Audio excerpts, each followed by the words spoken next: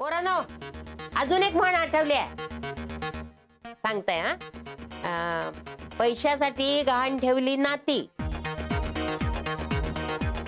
पैशासाठी गहाण ठेवली नाती आणि त्या पैशांची झाली माती. हसा हसा बोलत राहा, सारखे मलाच टोमणे मारत राहा.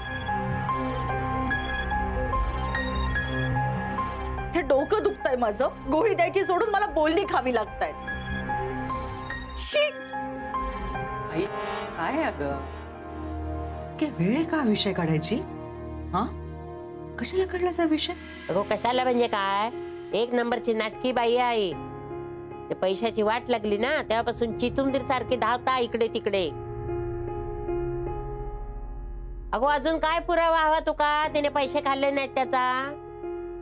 मी तिका घाबरून गप्प नाही राहूची, कळला? माझ्या सोनपापडीक शिव्या शाप दिले तिने. अगो सगळे शाप उलटलेत तिच्यावर, पितळ सगळा उघडा पडला तिचा, कळला? माझी गौरी, माझी बर्फी तिकडे शिव बरोबर सुखाने संसार करता. सासूबाई आपलं घर गेलंय, ते नाही परत यायचं. विसरा सगळं. तुम्ही विसरू शकता.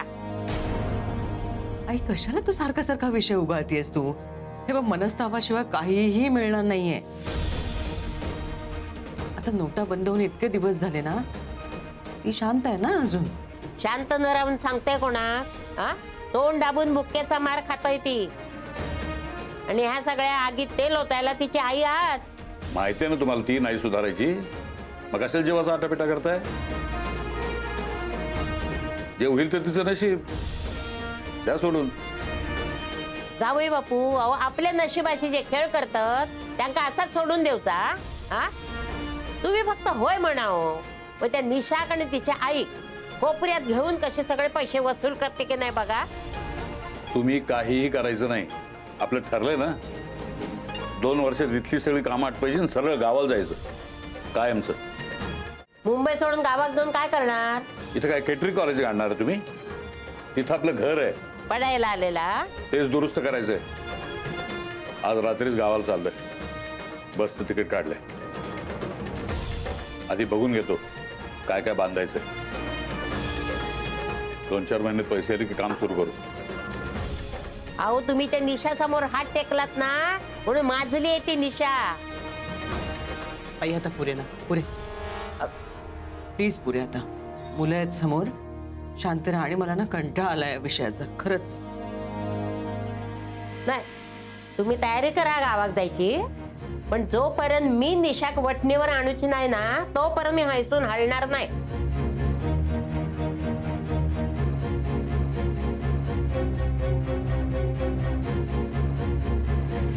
इतकं डोकं दुखते आणि ही म्हातारी कटकट करत राहते. कोणाचा फोन आहे?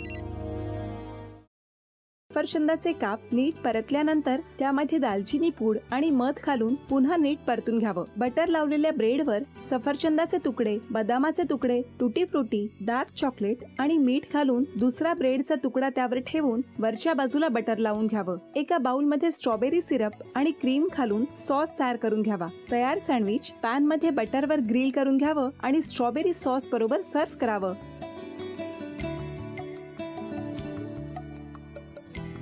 हे जेव्हा बोलत होते तेव्हा मी बघत होतो की या दोघांनी स्वतःचा संसार उभा केलाच, पण स्वतःच्या संसाराबरोबर अनेकांच्या आयुष्यात आनंद निर्माण केला. तो आनंद महत्त्वाचा.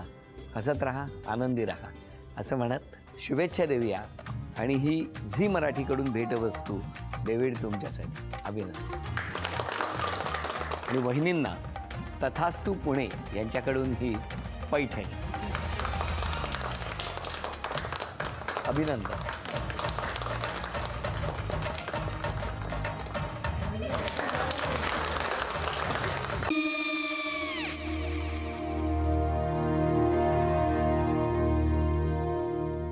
काय गो?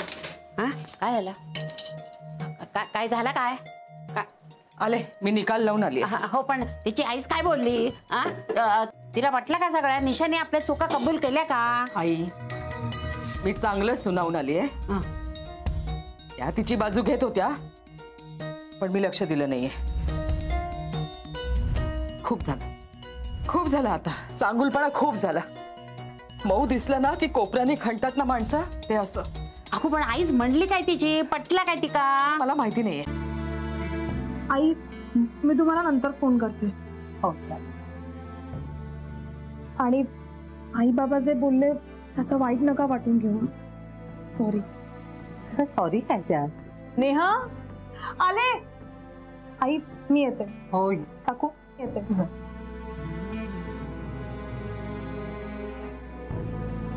सावकाश जाग.